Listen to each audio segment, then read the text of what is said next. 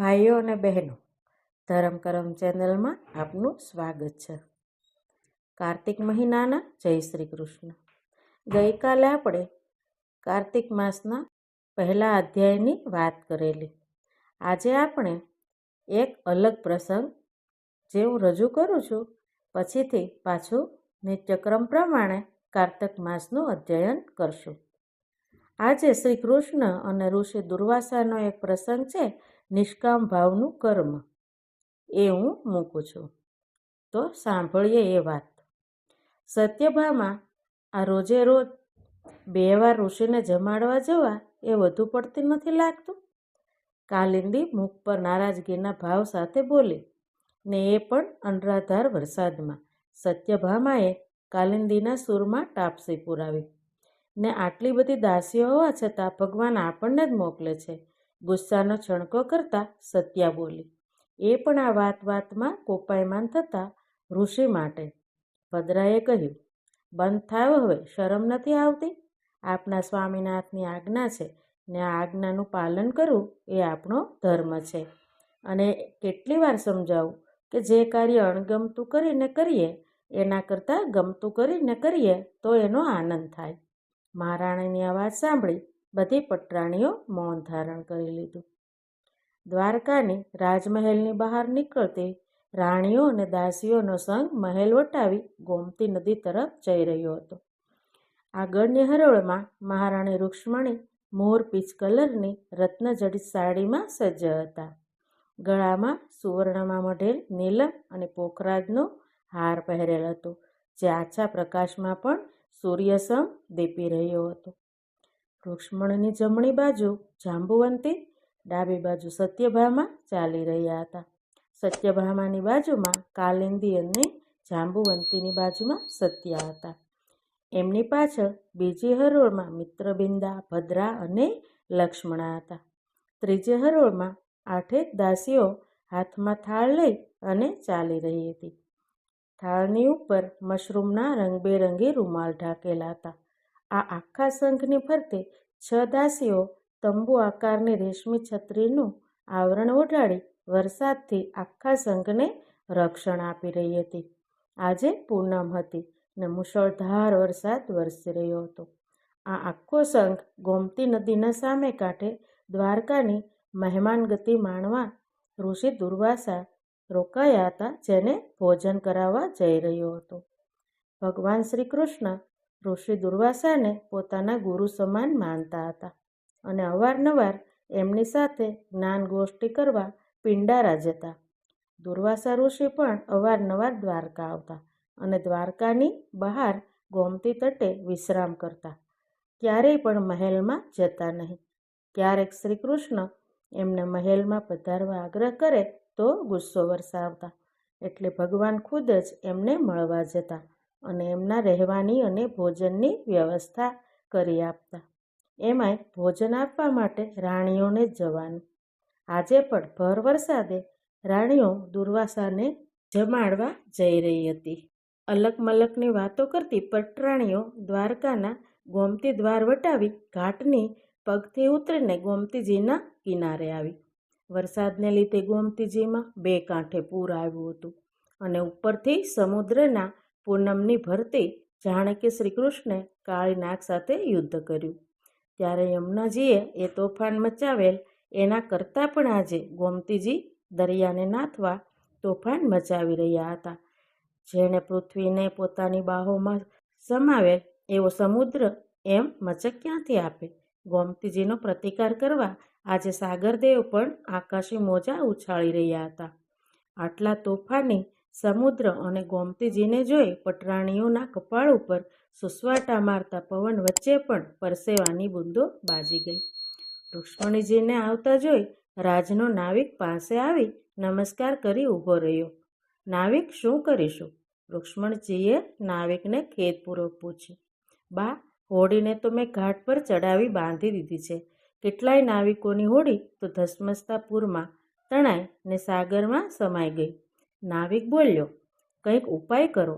નાવિક, અમારે સામે કાંઠે જવું જ પડશે. ઋષિ ભૂખ્યા હશે. બા, કોઈ ઉપાય નથી. સારા સારા તરવૈયા પણ આજે ગોમતીજીમાં પગ મૂકવાની હિંમત કરે એમ નથી. હાથ જોડીને નાવિક બોલ્યો. સત્યભામા બોલ્યા, તો બા હવે શું કરીશું? બીજું શું કરીએ? ભગવાનને વાત કરીએ. ચાલો પાછા. રૂક્ષ્મણીજીએ શંખને પાછા ફરવાની સૂચના આપી ને શંખ પાછો મહેલમાં ફર્યો. શ્રી કૃષ્ણ ભગવાન ઉત્તર તરફના ઝરૂખામાં ઊભા ઊભા વરસાદને જોઈ રહ્યા હતા. એમના મુખ પર હાસ્ય છવાયેલું હતું. વરસાદના એક એક બૂંદમાં એટલા ઓતપ્રોત થઈ ગયા હતા કે જાણે કે પોતે જ વરસી રહ્યા હોય. સ્વામી ગોમતીજી બે કાંઠે વહી રહ્યા છે અને સમુદ્રમાં પણ પૂર્ણ ભરતી છે. અમે ત્યાંથી પરત આવ્યા છીએ. શ્રી કૃષ્ણ ઝરૂખામાંથી એક પગથિયું ઉતરી નીચે આવ્યા અને બોલ્યા, અરે પાછા આવ્યા? ઋષિજીને જમાડ્યા વગર જ તે? તમે જાણો છો ને કે ઋષિજી દ્વારકામાં હોય ત્યારે એમને જમાડીને પછી જ હું જમું છું. પણ સ્વામી, કોઈ રીતે નદી પાર થઈ શકે એમ નથી. આખો ઘાટ પાણી ડૂબ છે. અમે કઈ રીતે જઈએ? ઋષિજીને જમાડવા તો પડશે ને. ગમે તે કરો. મલકાતા મલકાતા ભગવાન બોલ્યા. તમે જ કંઈક કરો સ્વામીનાથ. દયામણા ચહેરે હાથ જોડી રૂક્ષ્મણીજી બોલ્યા. તમામ પટરાણીઓ એક સાથે બોલી ઉઠ્યા, હા નાથ, આપ જ કંઈક કરો. ભલે જાઓ. ગોમતીજીને હાથ જોડી પ્રાર્થના કરજો કે જો કૃષ્ણ આજીવન બ્રહ્મચારી હોય તો અમને માર્ગ આપો. હસતા હસતા ભગવાન બોલ્યા. પ્રભુ, આટલી કપરી વેળાએ મજાક ના કરો. કંઈક ઉપાય બતાવો. રૂક્ષ્મણી ગરીબડું મુખ કરી અને બોલ્યા. અરે મહારાણી, હું મજાક નથી કરતો. ગંભીર વાત પણ હસીને કહેવાની મારી આદત છે. એ પણ આપ જાણો છો. જાઓ, મેં કહ્યું એમ કરો. ફરીથી આખો સંઘ ગોમતી કાંઠે આવ્યો. હવે તો ગોમતીજીમાં તોફાન વધી ગયું હતું. પાણી ઘાટ વટીને જાણે કે હમણાં દ્વારકામાં પ્રવેશશે એવું લાગી રહ્યું હતું. રૂક્ષ્મણીજી અને તમામ પટરાણીઓએ હાથ જોડ્યા ને રૂક્ષ્મણીજી પ્રાર્થના કરતા બોલ્યા, હે ગોમતી મૈયા, અમારા સ્વામીનાથ ભગવાન શ્રી કૃષ્ણ જો આજીવન બ્રહ્મચારી હોય તો અમને ત્વરિત માર્ગ આપો. એકાએક સમુદ્ર શાંત પડવા લાગ્યો. આકાશનો ગડગડાટ શમી ગયો. ગોમતીજીના પાણી સ્થિર થઈ ગયા. પૂનમની ભરતી ઓટમાં ફેરવાઈ ગઈ. આકાશમાંથી વાદળો આમ તેમ દોડતા વિખરાઈ જવા લાગ્યા. ગોમતીજીના પાણી ઘાટની એક એક પગથી ઉતરતા નીચે જવા લાગ્યા. નદીના તળિયાના છીપકલા અને રેતી નજરે ચડવા લાગી. નાવિકોની ડૂબેલી નાવ પણ ઓચરતા ઉપર તરવા લાગી. જાણે કે ભર ઉનાળાનું રૂપ ગોમતીજીએ ધર્યું. એક શ્વાન ઘાટના પગથિયા ઉતરતું દોડતું સડસડાટ સામે જતું નજરે પડ્યું.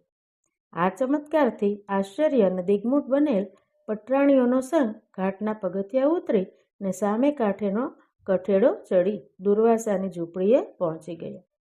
હાથ જોડી 8 થાળમાં ભરેલા 56 ભોગની મીઠાઈઓ, 52 પ્રકારના શાક, સૂકા મેવા અને ત્રાંબાની હેલમાં ભરેલ નિર્મળ જળ દુર્વાસા ઋષિને ધર્યું. દુર્વાસાએ એક ક્રોધભરી દ્રષ્ટિ પટરાણીઓ પર નાખી, પણ ભોજન જોઈ શાંત બની ભોજન આરોગવા લાગ્યા. જાણે કે જન્મો જન્મની ભૂખથી પીડાતા હોય એમ 2 હાથે આરોગવાનું શરૂ કર્યું.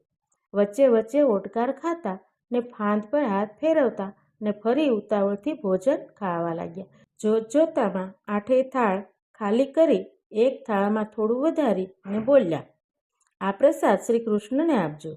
બોલી ત્રાંબાની હેલ મોઢે માંડી આખી હેલનું પાણી પી ગયા. રાણીઓનો સંગ પરત ફર્યો. પણ આ શું? ફરી ગોમતીજીનું એ રુદ્રરૂપ, ફરી સમુદ્રનું એ તોફાન અને કઠેડાની ઉપરથી પાણી વહીને જાણે કે સમુદ્ર તરફ એક બીજું નાનું ઝરણું વહી રહ્યું હતું. ઓ બાપરે, હવે જાયશું કઈ રીતે? લક્ષ્મણા બોલ્યા. હવે તો ભગવાન પણ નથી કે કઈ રસ્તો બતાવે. સત્યભામાએ દુઃખી થઈ કહ્યું. રૂક્ષ્મણીજી બોલ્યા, ધીરજ રાખો બહેનો. આપણા ભગવાન જેવા જ દુર્વાસા ઋષિ છે, એ કંઈક રસ્તો બતાવશે. આ ઋષિ ને રસ્તો બતાવશે? અટ્ટહાસ સાથે કાલિંદી બોલી. જોયું કેટલા ભૂખાળા હતા, ખાવાનું પણ ભાન ના હતું. ને જન્મ જન્મના ભૂખ્યા હોય એ રસ્તો કઈ રીતે બતાવે? પણ આપણે પ્રયત્ન કરવામાં શું વાંધો? અત્યાર સુધી ચૂપ રહેલ જાંબુવંતી બોલ્યા. આખો સંઘ ફરી દુર્વાસા ઋષિ પાસે ગયા અને એમની પાસે જઈ હાથ જોડીને ઊભા રહ્યા. દુર્વાસા બોલ્યા, કંઈ લાવ્યા છો તો લાવો. હજી ક્ષુધા તૃપ્ત નથી થઈ, થોડું આરોગી લઉં. રુક્ષ્મણીજીએ કહ્યું, ના ગુરુદેવ, અમે તો મુશ્કેલીમાં મુકાઈ ગયા. અમારી મુશ્કેલી દૂર કરો ઋષિદેવ. દુર્વાસાની આંખો પર ચમક આવી. એ બોલ્યા, અવશ્ય, બોલો, શું મુશ્કેલી છે?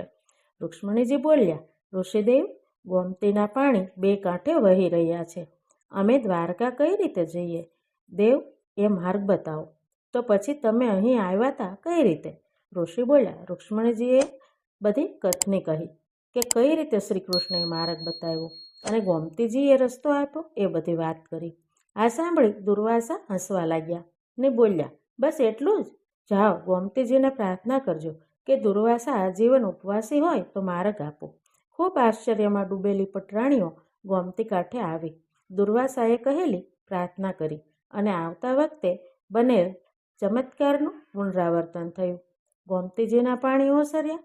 તમામ રાણીઓ મહેલમાં આવી, પણ રાણીઓના વિચારોમાં ઘોડાપૂર આવ્યું. તમામ પટરાણીઓના મનમાં એક જ વિચાર કે દરરોજ રાણીવાસ સેવતા શ્રી કૃષ્ણ આજીવન બ્રહ્મચારી અને ભૂખ્યાદાસ દુર્વાસા આજીવન ઉપવાસી, આ કેવી રીતે બને? ને આ મનમાં ઉદ્ભવેલ પ્રશ્નનો જવાબ પણ ભગવાન સિવાય કોણ આપે?